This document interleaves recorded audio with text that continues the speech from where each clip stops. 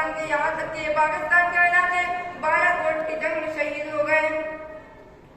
खून की किस्तें तो कई दे चुके हैं, लेकिन खून की किस्तें तो कई दे चुके हैं, लेकिन ऐ खाके वतन कर्ज अदा क्यों नहीं होता, ऐ खाके वतन कर्ज अदा क्यों नहीं होता। उसके बाद ईसाइयों ने अपने दीन की इशाअत करने लगे और हजारों मदारिस को बंद करा दिया।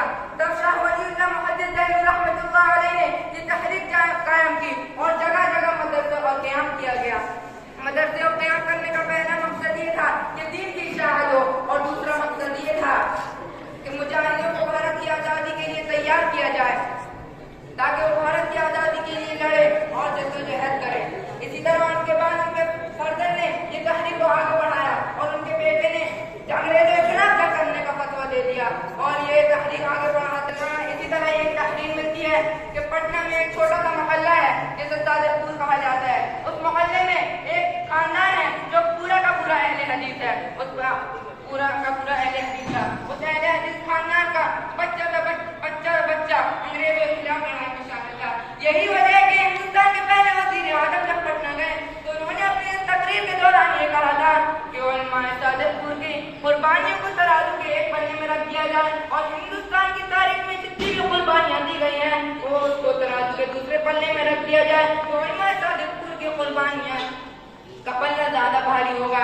इसके बाद 1857 की जंग में गद्दारों की गद्दारियों की वजह से बहुत से लोगों को सरेआम फांसी में लगा दिया, सजा दी गई और बहुत से लोगों को काले पानी की सजा दी गई। और जिन लोगों को सजा दी गई थी उनमें से अक्सर हमारे उलमाए किराम थे। वतन का दर्रा दर्रा हमको अपनी जान से प्यारा है, वतन का दर्रा दर्रा हमको अपनी जान से प्यारा है। हम अपने मुल्क की खातिर कफन भी साथ रखते हैं, हम अपने मुल्क की खातिर कफन भी साथ रखते हैं। इसी तरह उलमाए किराम और दिगर बाशिंदों की मेहनत की वजह से हमारा देश आजाद हुआ है।